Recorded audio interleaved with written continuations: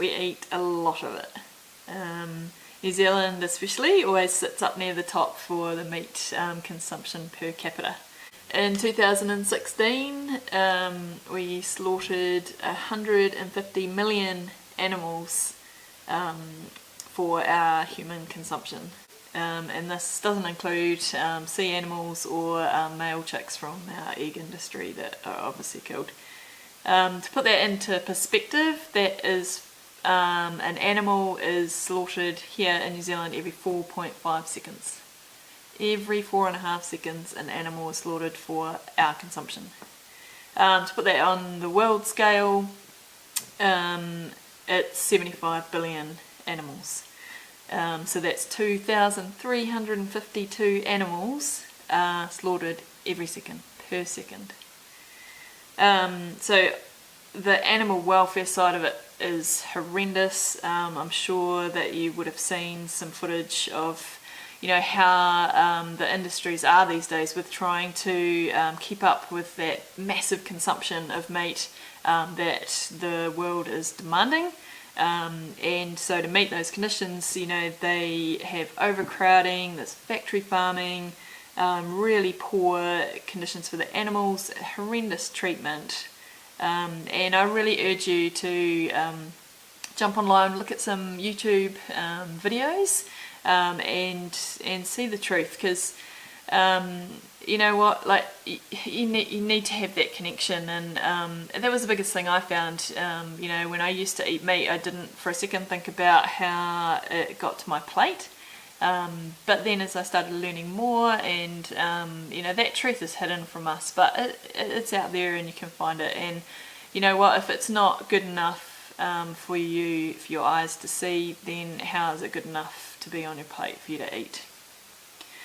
So with all that overcrowding and you know, poor conditions in our animal industry, that, you know, it's bad enough these animals have to put up with, but in these industries they use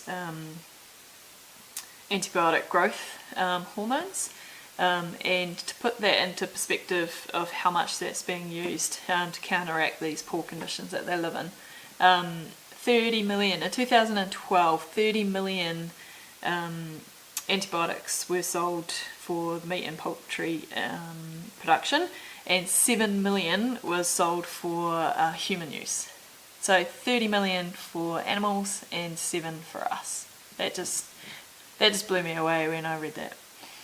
So there's also a direct link to illnesses and meat consumption and cancer rates. There's a lot of hidden fats and acids in meat and dairy that our body can't break down, and that results in illness. And for that, I mean, you just need to look at the meat consumption per capita to cancer rates around the world. Take for example breast cancer, that's massive here in New Zealand, and you know, pretty much we all know someone, you know, an associate or a friend or a colleague that has passed away from breast cancer. It's phenomenally high here in New Zealand, and the same in like America and Netherlands. And if you look at their meat consumption, they're one of the highest meat consumers per capita in the world as well. Wherein you look at the likes of Thailand and India, where their meat consumption is really, really low, breast cancer barely exists in those countries.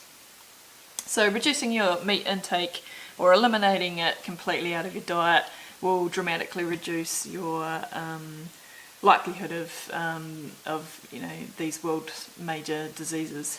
I was chatting to a mate the other day about diabetes, and you know, we all associate sugar with diabetes, but the fat-rich diets raise blood sugar more than a sugar-rich diet. So I'll say that again: fat-rich diets, which you know, you're getting high fat in your blood cells from eating animal muscle, raise the blood sugar more than a sugary rich diet. So another big thing is protein. Protein is the buzzword when people think about, oh, I'm not having meat, how am I going to get my protein? Protein comes to us if you are eating animals, you get protein, yep, but it's a byproduct of the plants, grass, etc. that grains that they are consuming. So getting your protein through an animal, you have more acid, but it's more concentrated, and there's rapid absorption into your body, so you don't absorb fibre through that process of it going through your body. Versus having protein through whole plant alone is less acid, less concentrated, and there's a much slower absorption into your body. So you know, you're getting a good, your body is absorbing the nutritions and the fibre out of that it needs. On average, our body needs 13 grams of protein a day, but you look at the likes of America, where their average per day is 150 grams. 150 grams when you need 30. And that in itself causes a lot of issues along the line with your body unable to process that extra amount. But good news is you don't have to consume meat. There's so many amazing alternatives out there. You can have a completely meat-free diet and lifestyle, and on the flip side of that, within a week or two, you start to feel amazing in your body. When I changed my diet and stopped eating meat, it was so fast, the change in my body. I felt more energy, I felt like cleaner, my conscious, like I just, even, you know, having beforehand had that disconnect to not understanding where my meat came from, but it was just like this feeling of like clarity, like, you know, I was just doing the right thing. And yeah, skin got better, energy got better, digestive system got heaps better. I could tell what I was eating. My body was just like, yeah, you know, like it just, everything ran a lot better, and I just overall just felt a lot healthier very, very quickly. I didn't have those slumps in the day where, you know, you're always racing for sugar or coffee at 3 o'clock in the afternoon when you just, you know, body is knackered. It's just, yeah, it was just amazing. And so that is why I'm on this journey, you know, part of the reason to educate more people and get people out there just to give it a go, because at the end of the day you've got nothing to lose. There's, like I said, there's some amazing alternatives out there, really cost effective, really awesome recipes, and great things that you can make. So over this whole video series, I'll be adding in tips and tricks and advice for some things that you can change and mix up in your lifestyle and give it a go rather.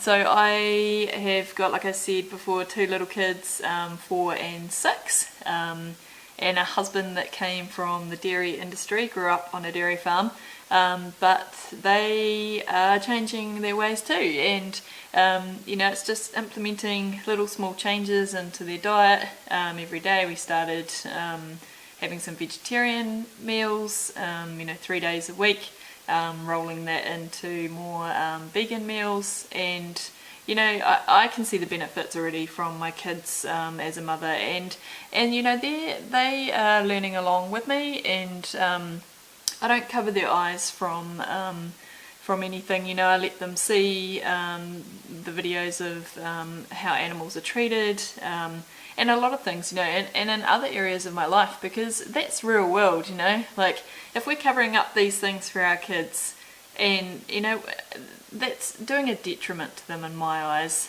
in my opinion, and you know, they need to see the real world, and they need to understand, and this is their future, you know, this is what I'm fighting for, you know, with Sea Shepherd, with ocean conservation, and you know, and choosing the lifestyle that I choose is for the future of my sons, and for you guys too, you know, like, yeah, we all can make small changes that will make a massive difference over the whole scheme of things.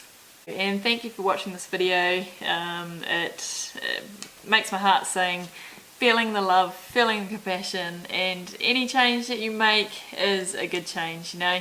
Start small, give it a go, things will roll on from there, and I guarantee you'll feel better in yourself, and you are not causing any suffering. You are doing ace things for this planet. So good on you for giving it a go, and you got this. So here's the little booklet that I made. It's yours for free. It's called Vegan, Made Easy, More Than Just Lettuce. So it's got a little bit of intro to veganism, a little bit on ocean conservation and what you can do to reduce your plastic consumption, and then here's a whole bunch of recipes. Super delicious, really fast, under 5 ingredients. This is one of my personal faves, the chili. Costs $10 to feed 5 of us. Throw it all into one pot, wham bam, done, easy as. And super delicious. I can tell you now that there won't be any leftovers of that one. So I'll leave the link in the description below. Chuck on some comments, let me know how you found these recipes.